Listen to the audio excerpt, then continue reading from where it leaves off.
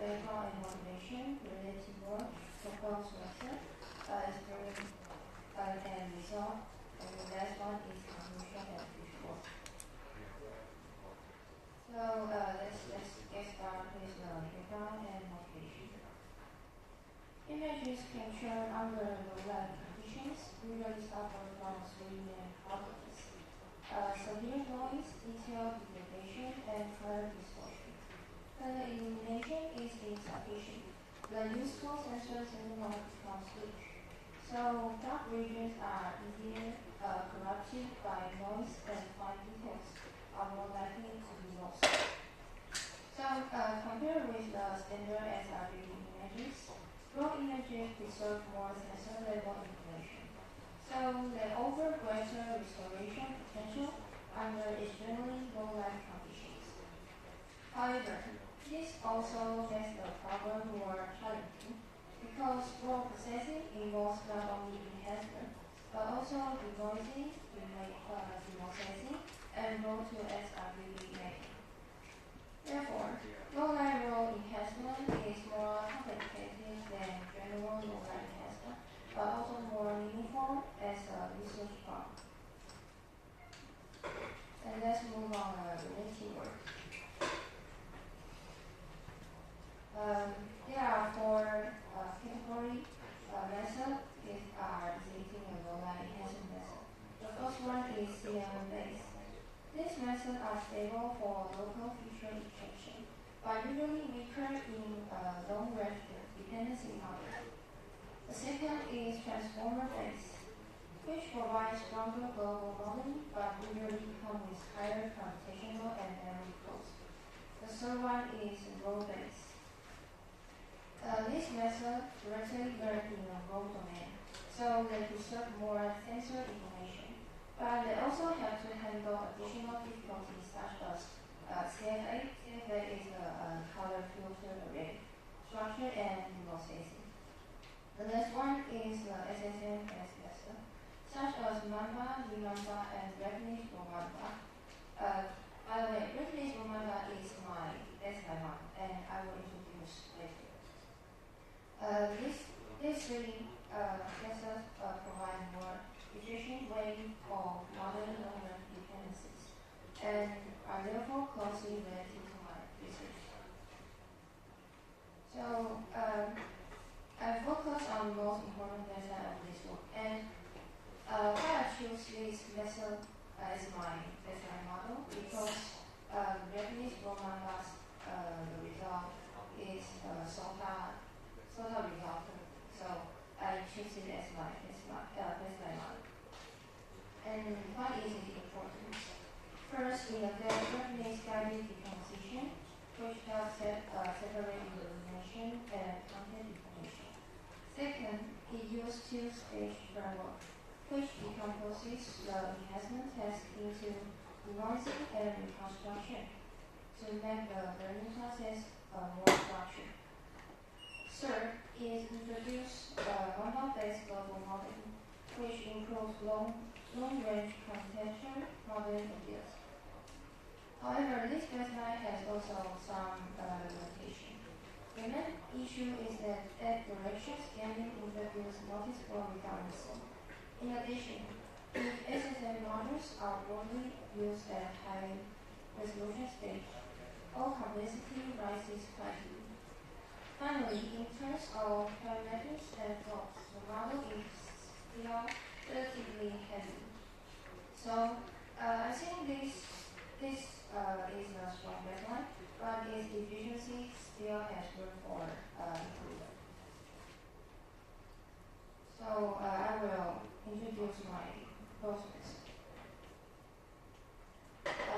On this slide, I do not go to too much detail, and instead I would like to summarize the main changes of the growth method at a high level. So you can think of them as three adjustments. First, simplifying the original scan design. Second, reorganizing where global modeling modules should be placed. And third, using a lighter combinational design at high resolution. So my core idea of this one is not to replace the original method, but to reorganize an already effective group expressive design into a more efficient one. So this is my overall architecture. So in terms of overall architecture, my method adapts to two-stage framework. This is stage 1, this is stage 2. The reason is that the low-light role enhancement involves denoising, detail distortion, color correction, and role-to-S mapping and set time. So if everything is handled in a single stage, the learning problem becomes more difficult. Therefore, stage 1 is designed for denoising and signal recovery, whereas stage 2 is handle color correction and detail refinement. This decomposition also makes it easier to assign different modules to different stages. And I will explain the detail about stage 1 first. This stage corresponds to high resolution denoising with LS convolution. Its main role is to suppress noise to a high resolution picture while preserving local details. Since high resolution picture maps are large, using expensive global models here would be costly. So I use the LS convolution block instead. From this formula, LS convolution extracts two scales of information from the same input feature X. First one is the large branch use the larger kernel to enlarge the receptive field and capture the border content. We can see the picture on the right side. This more big square is large kernel square. And the second is the small branch use the smaller kernel to preserve local detail and fine structures. So this small square is from the small scale. And they are fused by this formula. When they fuse together, we can find we can focus on how we want to test or how we want to do segmentation. Some other tests. So, and finally, output is obtained by machine learning. So, the key message is at a high resolution denoising stage. I use LS convolution to balance border context, local detail preservation, and low computational cost. Next one is stage 2. This slide corresponds to low resolution refinement with lead Roman block.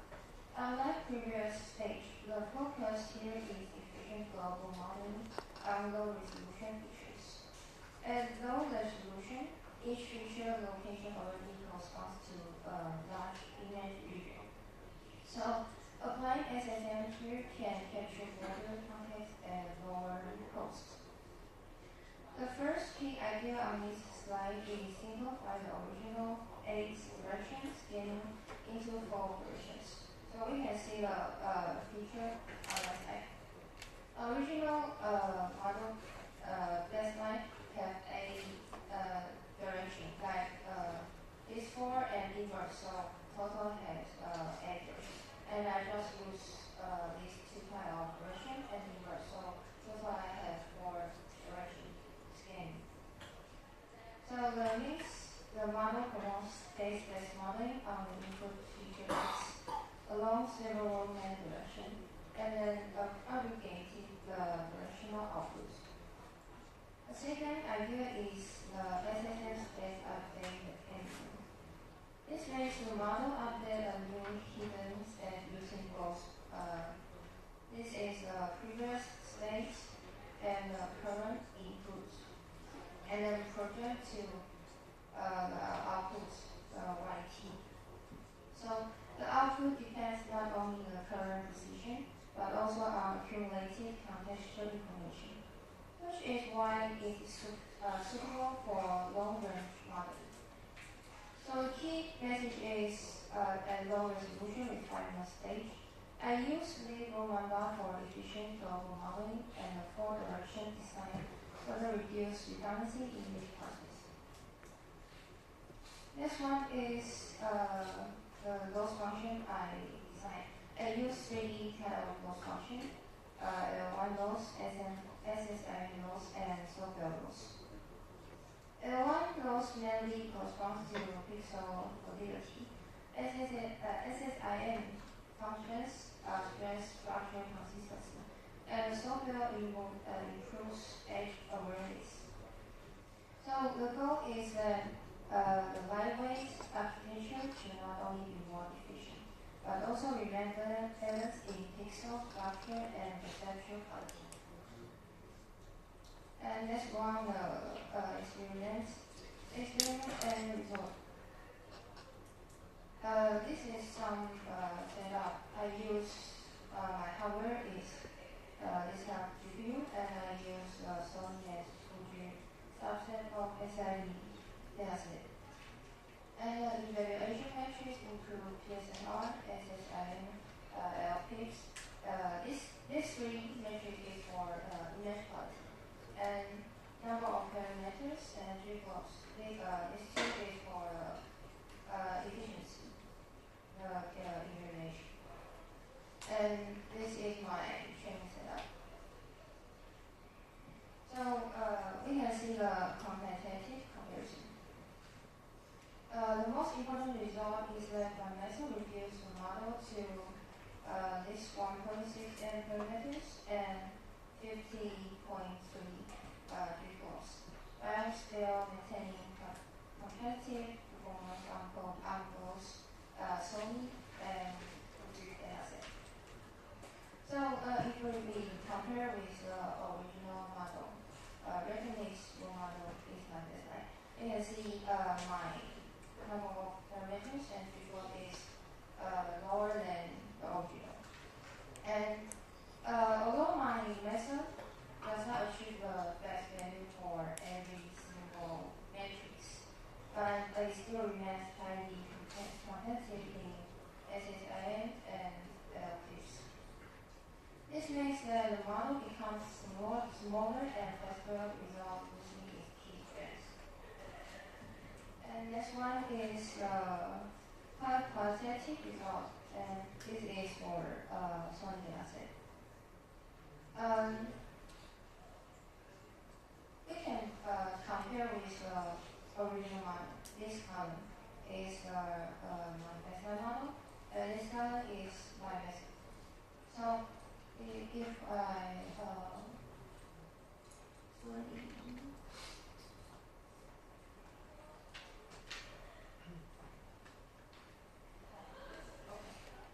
we can see the eyes here. My method's output has fewer artifacts and more cleaner than the original model. The last one is Fuji dataset. Fuji dataset CFA structure is more difficult to deal with. So I think use the Fuji dataset can show the method's robustness. So we can see like about color correction. You can see like this bicycle blanket is more, for the branches is more like blue and purple, and the original one bicycle blanket is more like gray. And my output is similar with the branches color. And for the denoising part, you can see second row, this one. Left side is input original raw image, and second is original model output. And this is my method output. So you can see my method output has less noise and clear the words on this sample picture. Okay, next one is a relation study for loss function design. The key observation is that different loss combinations emphasize different aspects of image quality. One function only is more oriented toward pixel fidelity, while adding SSM and software place more emphasis on structure, consistency, and perceptual quality. So it is intended to balance numerical reconstruction, structural perception, and perceptual performance within the library architecture. The next is conclusion. This work proposed lead Retinate Formula Plus, an efficient framework for long-life enhancement. The core idea of this method is to start from an already effective design and further refine it to address the efficiency bottlenecks. And preserve the most valuable core element of the original method, including reference-guided decomposition, the two-stage framework, and SSM-based global modeling. At the same time, I address the limitation in computational redundancy and high complexity through three main modifications. First is simplified eight-direction scanning into four-direction scanning. Second, using SSM only at low resolution stage. The third, introduce LS convolution at high resolution stage. So, in the future work, I plan to further improve perceptual quality, enhance cross-dataset generalization, and explore more practical deployment cities. And also, I want to do some about real-time test, and I can use some like knowledge distillation. I can smaller my model and run faster better. So this is my reference, and this is all my presentation. Thank you. Any question?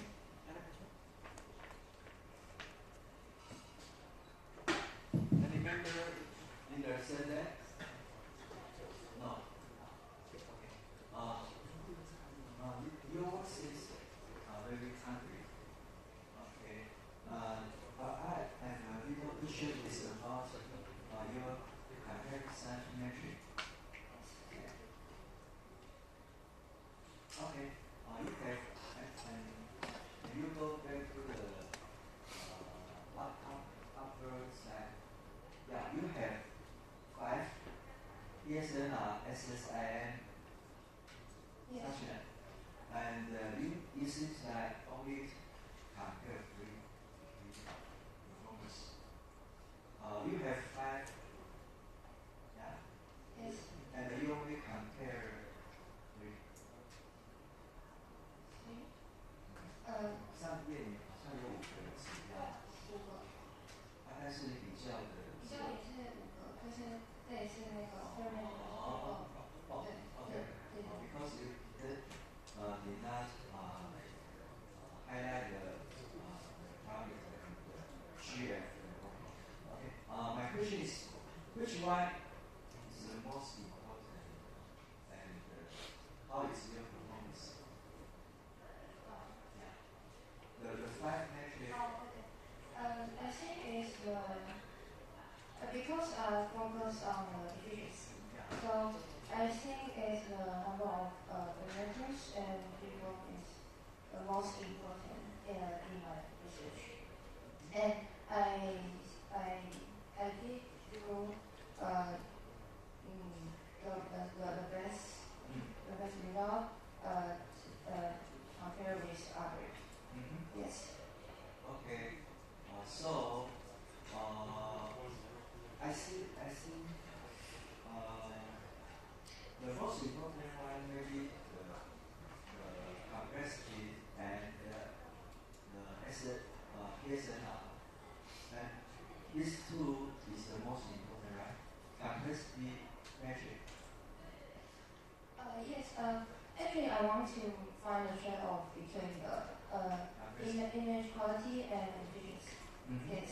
And I think my methods result for the efficiency and image quality. Yes, I have. Maybe I need to do some improvement. But this result, I think is similar, or it can become so. Yes. Okay. Another question is about your picture work. You said you want to enhance the percentage quality. How do you define it? Percentage.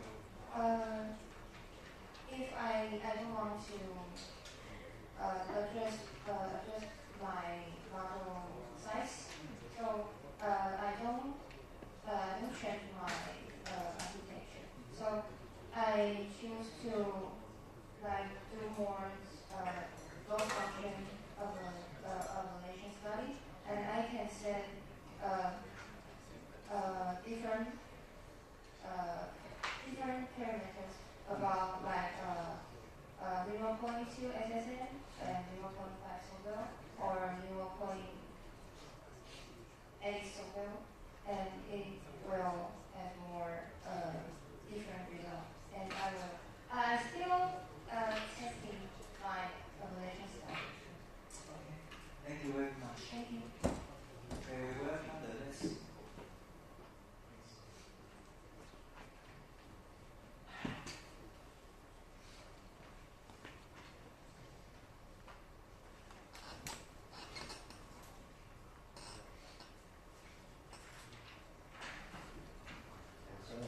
Hello everyone, my name is and the title of my presentation is Text Condition Graphical Selection using a Dual Rendition Language Architecture.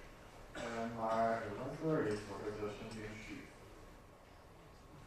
Okay, and this is online of my presentation.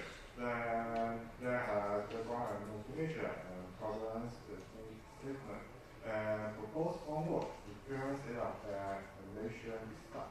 Then it is resource and discussion, and finally is solution. So first let me talk about the background and motivation. And in recent years, software generation has made a lot of progress. And for RGB image, many systems can generate race candidates that are geometrically stable. However, in real robotic manipulation, grasping is usually not the final goal. So in many cases, grasping is only one step before the real test. And because of this, stable grasp is not always a test well work. So based on this observation, I focused on the gap between grasp generation and real test execution. So there are two main problems in this work. The first problem is candidate mismatch.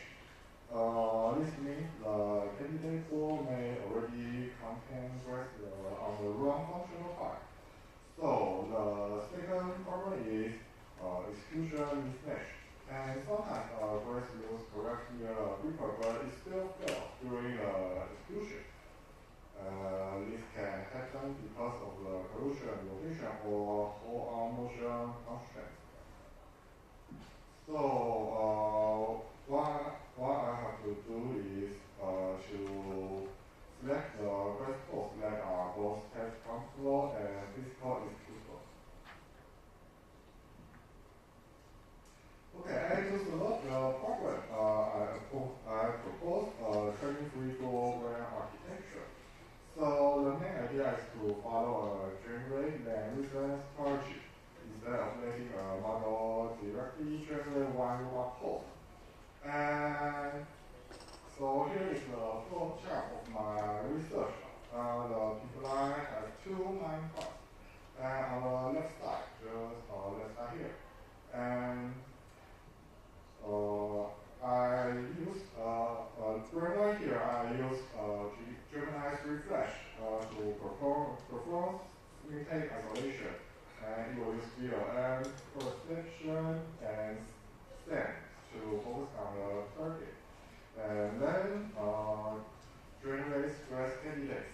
These candidates are processed into a JSON file. So on the right side, I will use in branch 2, I will use GPT-5 to act as a structural circuit. And it will use the VLA to read the JSON file and show the most suitable candidate for a test.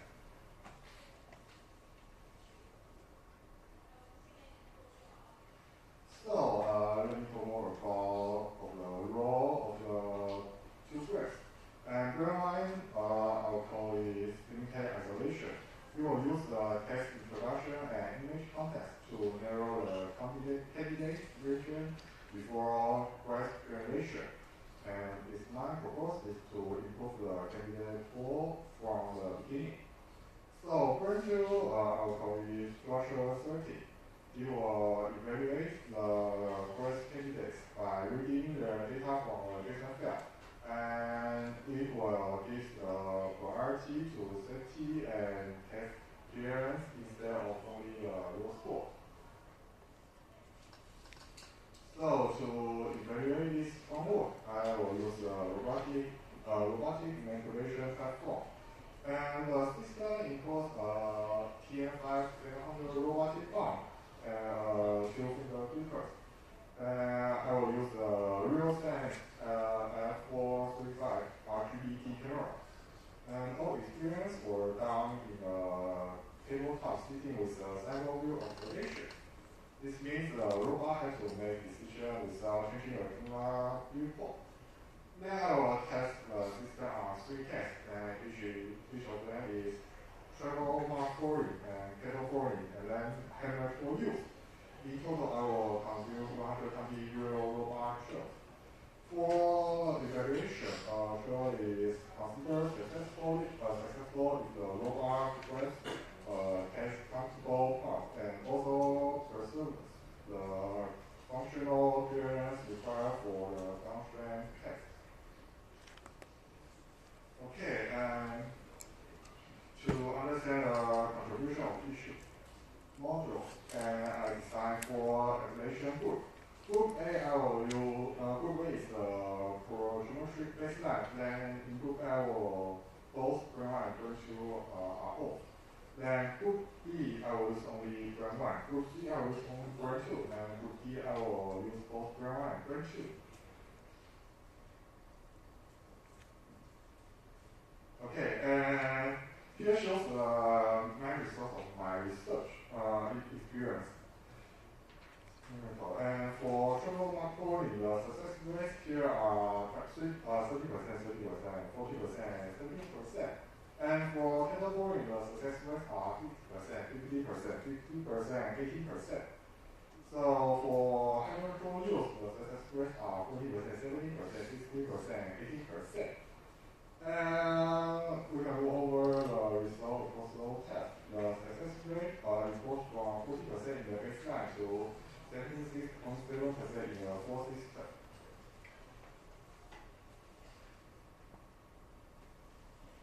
Okay, then I will explain how the 2 brands help in the different tests. So for travel mark boarding, branch 2 is especially important. So in here, the system must reject brands that block the opening. So structural reasoning is very important here. Then for kettle boarding, it shows that the best performance appears only when both brands are active. And this suggests that this state means both a good candidate for and a good final decision. For hammer tool use, green 1 is especially important. That's because the candidate pool is restricted to the handle. Then the success rate improves a lot. So, okay, then from the result, it shows that geometrically stable grass is not always a test well. So by adding syntactic isolation before candidate generation and structural routing after candidate generation, the system performs better in test condition condition breast selection. However, there are still some limitations. So the first limitation is candidate diversity. The final performance still depends on the quality and the diversity of the candidate pool. So if the Austrian system does not generate a good candidate, the study cannot fully fix the problem. It will still show the worst graph. So the second limitation is hold-on feasibility. The current system does not explicitly model hold-on motion feasibility. So because of this, some graphs may still fail during the real execution. So in future, I think that candidate generation and execution feasibility should be more closely connected. And finally is conclusion. So here, this work will design a training-free program architecture for test condition breast selection. And through the experiments, we can see that the blind helps improve the candidate pool and going to improve the final selection. So overall, the flow system performs better than the geometry baseline. And the main message of this work is that structural multimodal reasoning is very useful when the test performance conflict with geometry question. And this is my presentation. Thank you for listening. So, if there are any questions? Any questions? Okay.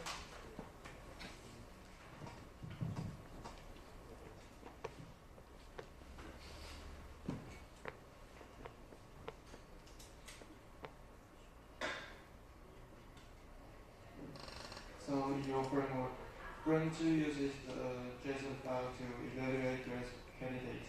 Do you find that the VLM hallucinates when reading exact 3D numbers and angles? Yes, actually, it may have hallucinated if we only give it for 3D number. And to fix the problem, I will change the input from structurally 3D data to synthetic description.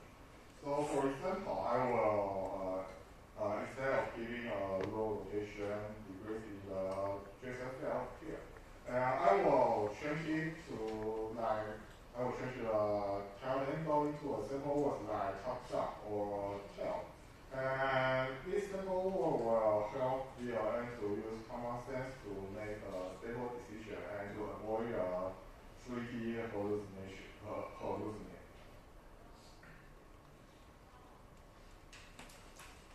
Any further questions? Any questions? Okay.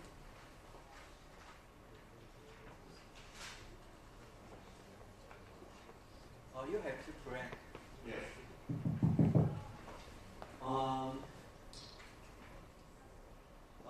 These 2 brands, which one is more important, or maybe they can cooperate? I think there has different work here. Just if the text is which I want to just like text here, just in different tests there are different. I think they are both important here. Just like hammer tool use test. If I don't have the brain one, and actually in my experiment, most of the time, the grass will go on and grass the head of the hammer, and if we grass here, it cannot to do to use like hit the hammer.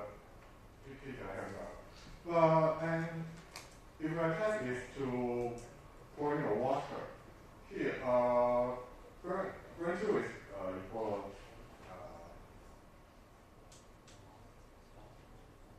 So if my task is to pour in the water, and Brain 2 is more important here because for the mark here, if you don't have Brain 2, the grass may press on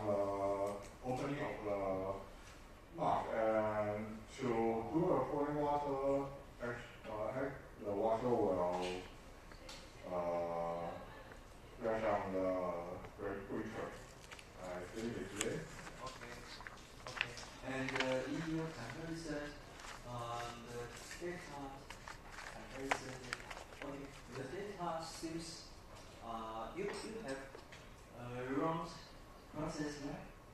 Because the data that 30, 50, and 40 is too regular. 哦，也那个data in my computer, and here is just a simple view, and I will go to yeah 更完善它的资讯。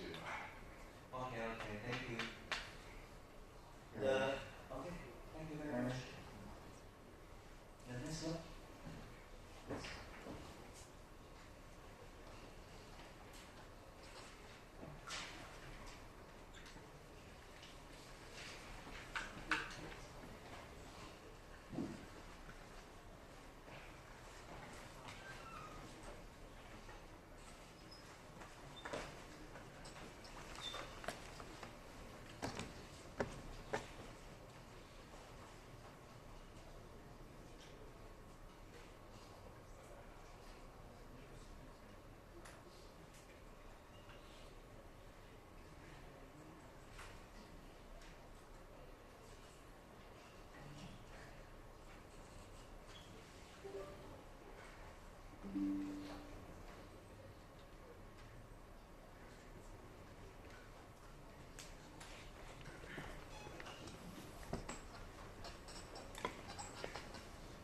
Hi everyone, I'm Salar Mukhari from the URC lab. My supervisor is Dr. Seidman. I work on iterative algorithms to solve complex high platform service for small size humanoid robots. Today, my presentation will include abstract, introduction, and key challenges and related work, and my environments, and the algorithms, and the diagrams. This is begin by abstract. Human locomotion has improved a lot using the RL, allowing the robots to move over uneven ground more reliably. However, climbing or crossing platforms higher than lane. This is still very difficult. This is because many RL methods tend to learn jumping behaviors, which is create strong impacts using too much force and are not safe for real robots. In this work, we propose a perception-based climbing system for crossing high platforms by combining several learning skills into one control policy. These skills include climbing up and down the edge, moving one top of the platform by walking and crawling, and changing body posture by standing up or laying down. To make learning stable for this complex content space movement, we use several RL algorithms. These help the robot learn step by step progress toward the goals while avoiding unsafe or unwanted shortcuts of behaviors. And we plan to train our humanoid robot using proximal policy optimization and modify double PPO methods in future work. We will compare them in terms of the learning stability, sample efficiency, and policy robustness. All experiments were conducted in NVIDIA Isaac Lab simulation environment, which is provide realistic physics and supports scalable parallel training. We said that this approach will produce stable, low-impact climbing behaviors and improve success in high platform traversal moving forward. Particle deployment of the human robot in complex real-world environments. Our motivation: humanoid robots are accepted to operate in a real-world unstructured environment, requiring the climbing, crawling, and posture adaptations, not only walk. If RL has improved locomotion, but for high platform traversal still is often relies on jumping and walking strategies. Leads to high impact, unstable, and unsafe motions in real robots. And general purpose whole body mobility and power direction replace a single aggressive motion with a security skill based on deep audio. And this image illustrates the simple definition of the hour work. Is like this: the robot start and then approach the obstacle, and the second stage you climb onto a cube as the obstacle, and then walk on it, and then try to climb down, and then reach the final goal. And our key challenges is a high platform traversal and simulation is a long horizon multi-stage task requiring coordinated behaviors such as climb up and locomotion on the platform and the stage design. The task involves a complex context reach interaction, making stable policy learning difficult due to frequent context change between the body and the environment. For small human model like OP3 robots, simulation challenges are amplified due to low turbulence, big stability recovery, and sensitive to contact and impact to dynamic. And additionally, training suffers from the disposed reward feedback for long horizon progression and difficulty in learning smooth transitions between multiple skills, climb, walk, and crawl, and posture change. And other related work, we have a bunch of related work in this field, comparison with other methods for full body human movement, external high knees, a platform higher than the robot's length. It should be more than 100%. And due to this table, you see until now, none of the work is completed. And but recently, we saw a paper which is called "Learning about the High Platform Traversal for Human Robots," which is published recently, and we focus on platform higher than robot length, which is very challenging task. And robot platform is Unitary G1 and humanoid with a 29 degree of freedom. And the algorithm type is they use a deep RL, and the policy is end-to-end learn multi-skill policy.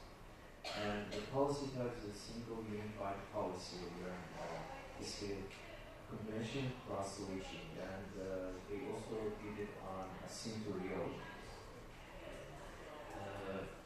And this is our environment scenarios. The first environment is the normal and the base obstacle, which is robots should try to climb up and then walk and then climb down. And the scenario number 2 is a bit harder than the one because robot has to climb 3 times and climb down 3 times until reach goal.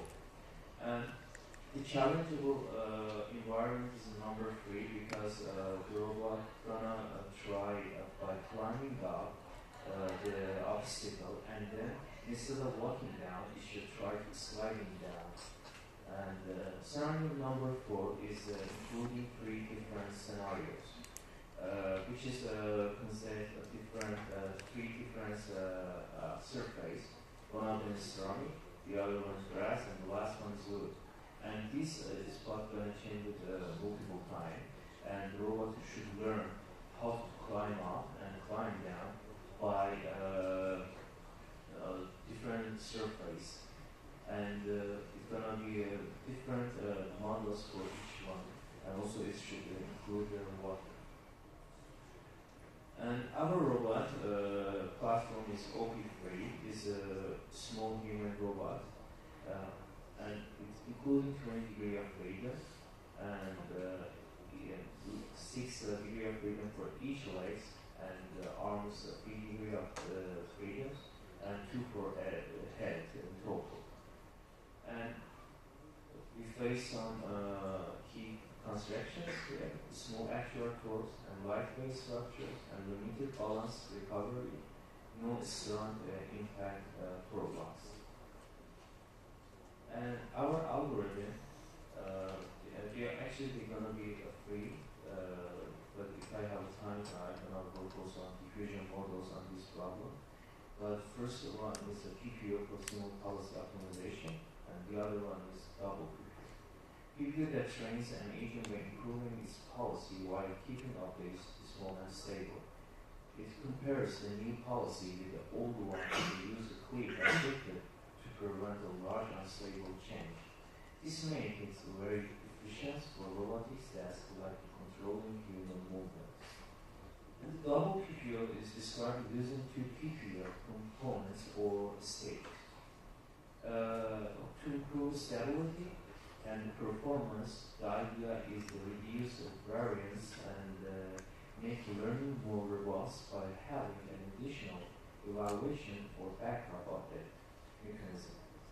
In most research, however, the current term remains PPO and variants like disturbance and PPO or DPPO. This is our first diagram. What you see here is a diagram of the PPO, a proximal policy optimization. PPO is one of the most widely used algorithm today. And diagram shows exactly how trains an agent learn physically skill like walking, climbing, and crawling, and climbing down and sliding and remap. All from scratch, just for tutorial and error. At the top, we have the environment, the simulated world the agent living.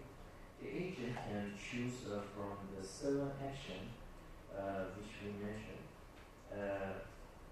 And every time the agent acts, the environment gives back a reward and a new state. The interaction is stored as an experience tuple in a sample memory, which the algorithm uses later for learning. At the heart of the diagram are 2 neural networks. The actor is the decision maker. It looks at the current state and the outputs are probability distributions over all possible actions. In simple terms, it answers the question, what should I do right now? The critic is the elevator. It's look at the same state and estimated how good is the situations, meaning how much reward the agent can accept from their these 2 networks work together. The critic helps the actor understand whatever the decision are actually improving things. Let me walk in through how training actually works. First, the actor picks an action, an environment response, and the experience is state. Then, from the state experience, we compute what's called probability ratio. This compares the new policy probability of taking that action varies to old policy probability. It tells us how much has our policy actually changed. At the same time, the credit components, credit computes the advantage number that answer was the action better or worse than what we normally expect. Positive means it was a good move, or negative also means it was a poor one. These 2 values, the ratio and the advantage, fits into the create objective, which is the PPOT formula. The idea is simple but powerful. We want to improve the policy, but we create the ratio so it can't change too much in one step. This is what keeps the training stable. And finally, the diagram shows 2 update rows. The purple arrow update the actor. We apply gradient sense on the create objective to make good actions more likely. The blue arrow update the critic. We apply the gradient descent on the value functions loss to make it better prediction of future reward. And whole loops repeats. So in summary, PPO is a loop at evaluate the click update, and the clicking what it spares the PPO from the older methods. It gives us stable, reliable training without needing complex second order optimization.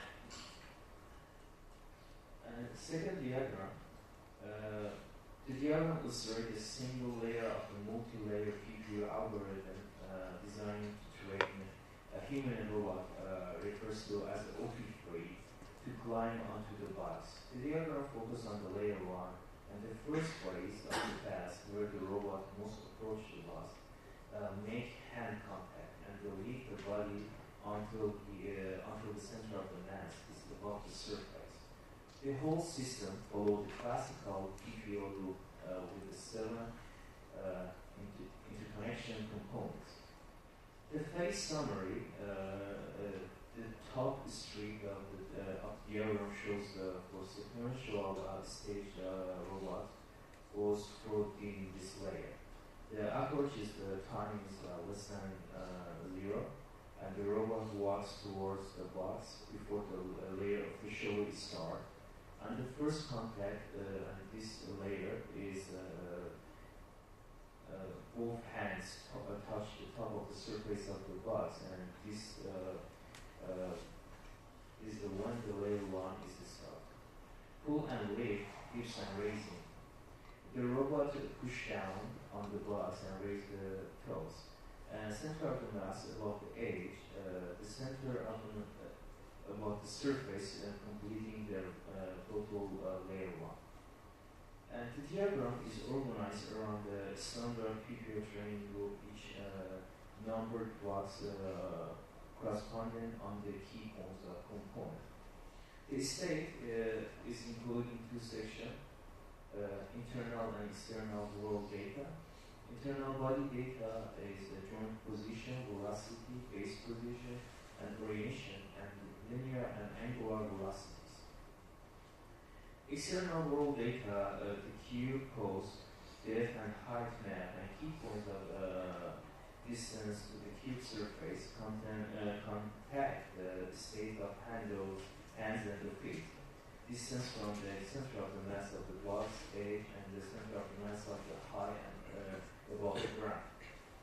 All these concatenated into a single state vector ST, which is feed in the neural network at every time step. The actor is a multiple layer perception neural network that takes the state as the input, and its output is mean action vector mu ST, from the which action distribution is the sample randomly. This sample action is the vector of the target joint position or torque or actuate points like shoulder, elbow, hips, knees, and ankles. This random sampling encourages exploration during training. And the environment setup, the action PT is passed into a low-level PD torque control that physically moves to the robust joint. And the physical simulator advances one time step, and the environment returns a new state and the reward. And down the flag. The down the flag is the state is set up 1 if the robot falls, time out, or successfully placed its center of mass above the box. And the reward shaping behaviors including contact, lead, progress, stability, energy, and smooth and alive. Contact is equal to +1 when the both hands touching the top surface. Progress is horizontal progress of the center of mass toward the central of the box. Stability, penalty for a large force tilt or high angular velocity. And energy is a penalty for control effort. And smooth is penalty for jerk. Large changes in action between time steps. And the creative network estimated value function how the current state is accepted to be. Its computer generate advantage estimation using temporal difference error delta t to estimate how much better, worse, an action was compared to expectation. The advantage AT is normalized for training stability, and the creative strength by minimizing value loss between its prediction and the actual discount return. And the actor updated using PPO without click, with a click objective, which eliminated how much the policy changed in a single update. The ratio measured is how much the policy has changed, and interview bonus is added to the loss encourage exploration and prevent pre-measure converge. And memory, after each environment is step, all the full transition, which is including state, current state, action, and the reward, and the next state, and done, and is also the log pi theta at the state of current state by giving the action is stored in the replying buffer. After k step, this buffer is used to compute returns and advantage and update actual creative network. The buffer is clear after each update cycle. This layer, PQ approach breaks complaints and run horizon tasks running bus into small, well-defined subgoals. Each layer is to state reward function and the policy. This critical structure is critical because training robot when planning for strategy to single policy is extremely difficult. The reward signal would be to start by rewarding robot for intermediate achievement.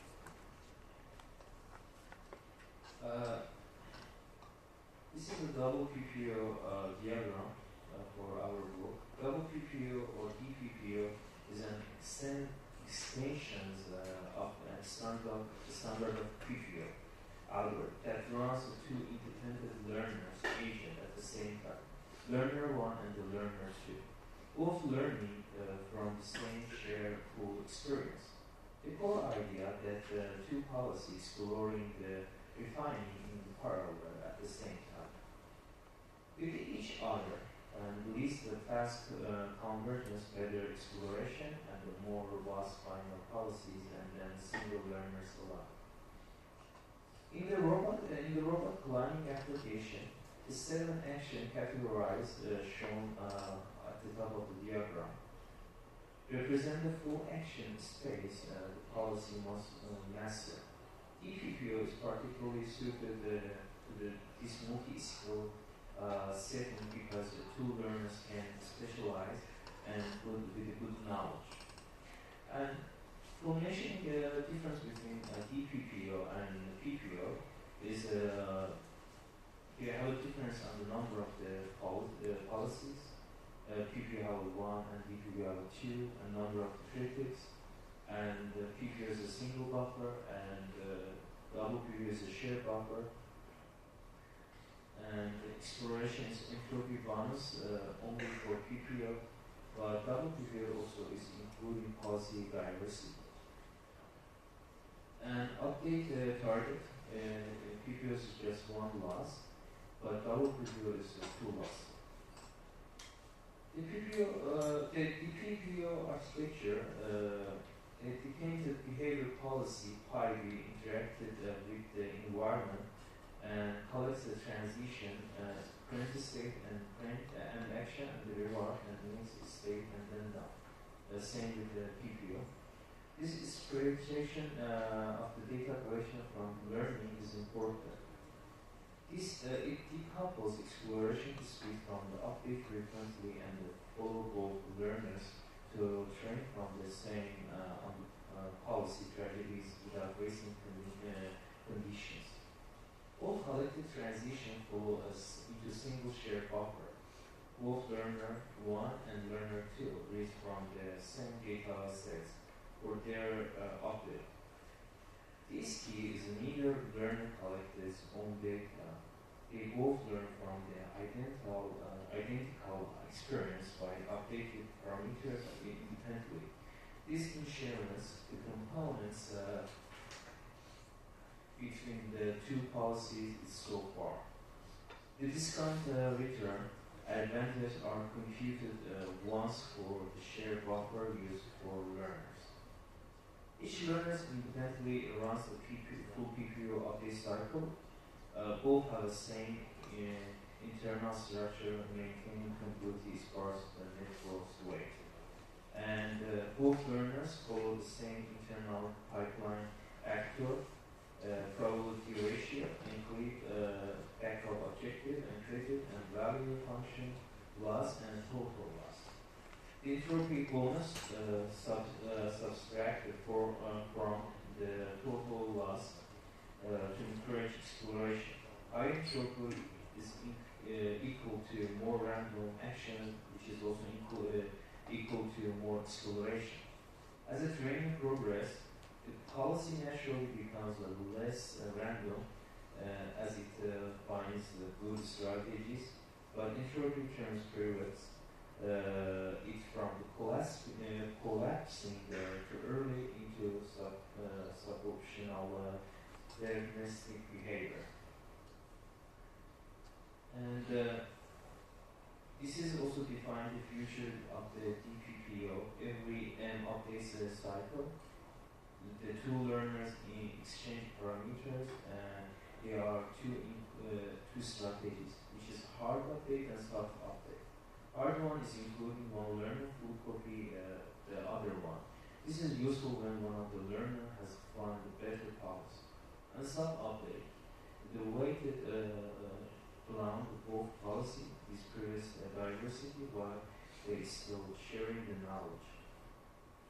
And why the DPPO outperforms single PPO is diversity in exploration, robustness for the competition, faster converge, and knowledge transfer and stable credit estimate.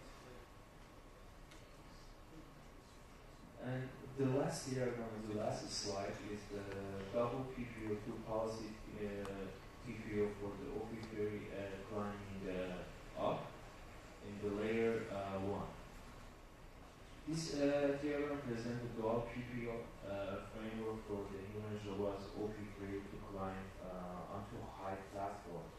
The main idea is divided control into levels: high-level policy for decision making and low-level policy for joint control. This representation the robot observation, joint position, velocity, base orientation, and external information like key position, viewpoint, and so on. This helps the robots understand both its body and environment. Dual policy is including the high-level policy, which is meaning these select the skill. Every case, such as the approach, climb up, traverse, climb down, or slide down, and the low-level policy is executed to selected skill by generating continuing joint action at every step. And environment interaction, the robot performs action in the simulation, which is the Isaac lab, which is each action leads a new state and the reward signal. And the reward, two types of the reward used. High level reward is including progress, success, task, and task completion. And the low level reward is smooth motion, stability, and energy efficiency. And memory learning is the experience are stored in two buffers, like per skill and per step. For skill is high level buffer and per step is low level buffer. It shares a credit estimate value function and advantage for both policy. And the policy update using a PPO, click objective for stability and entropy bonus for exploration. And the key of the advantage is including the better handling of the complex task, temporal abstraction, and improved stability. In conclusion, double PPO load OP3 robots to successfully learn complex climate behavior by strengthening decision making and control. Thank you for listening. Any questions?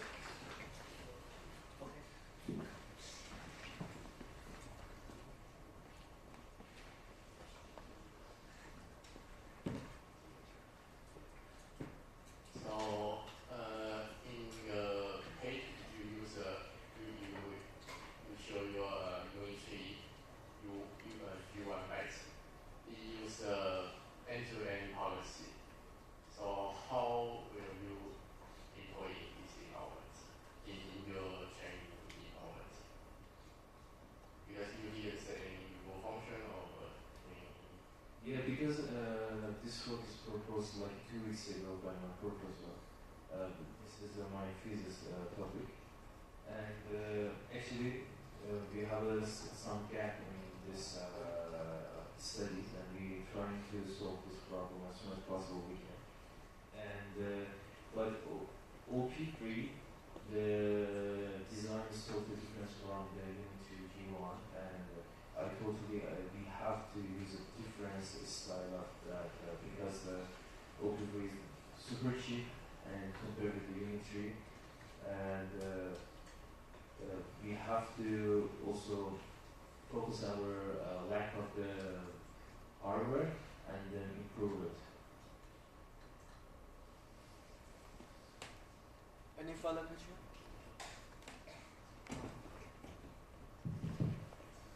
You said now you applied PPO and you will apply PPO in the future, right? Yeah. Okay.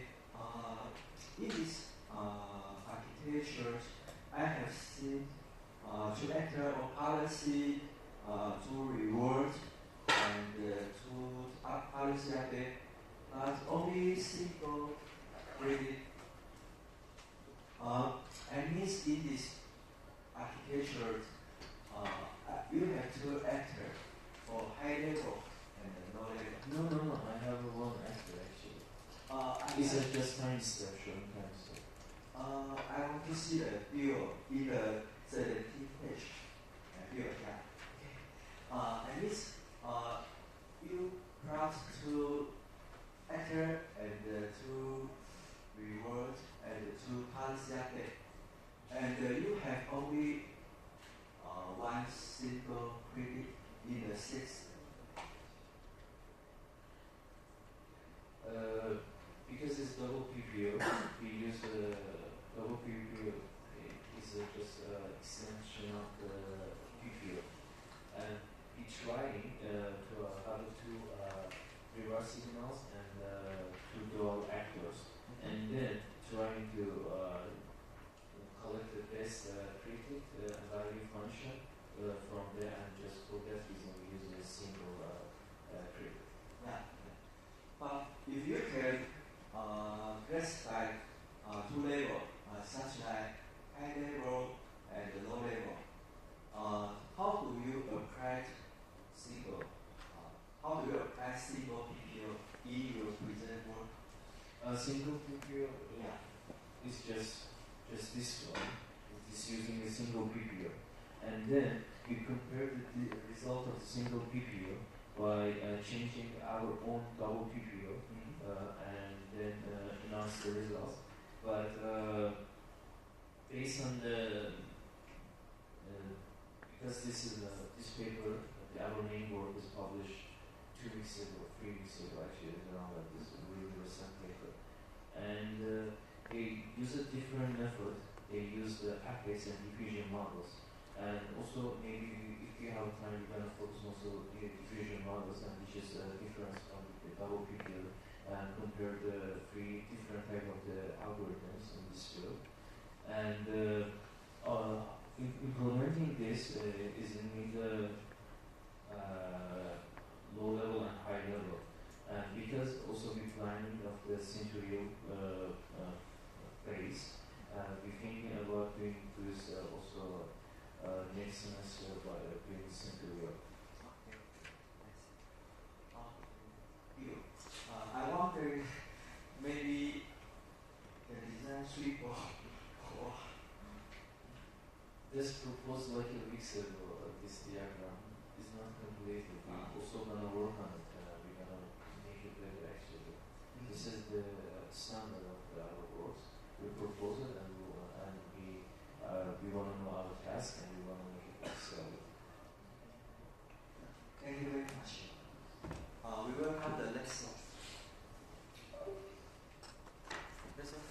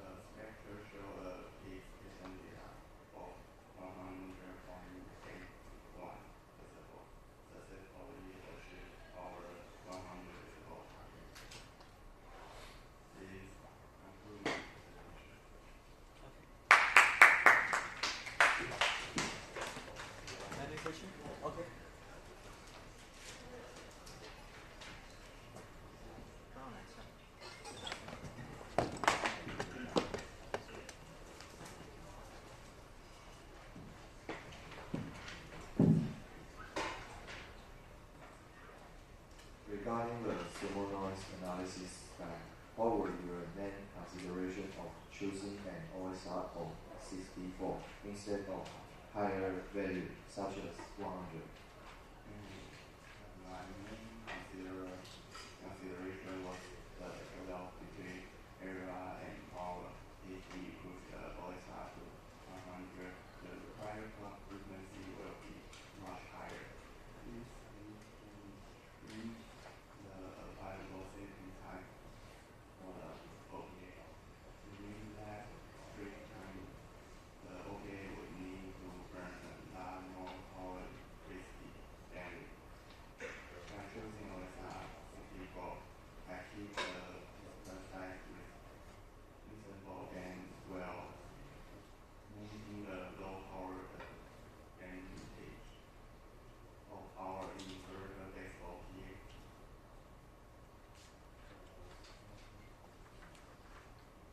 Okay. I note the new gap is used between stage 2 gas and reducing law. Why is this necessary? What will happen if you didn't use it? In our 2001 max architecture, actually, passing the residue signal from the first stage to the last one stage is critical. New game buffer adds an isolation buffer. It prevents the sampling of the second stage from only the first stage. Without it, the charge sharing effect will alter the SU voltage. Regarding the overall node tracing performance, the UV ensure that the stack residue voltage is stably and accurately transferred to the next stage. Okay. You mentioned implementing a low power cell-class inverter-based OPA. Could you provide a power breakdown for the AD converter?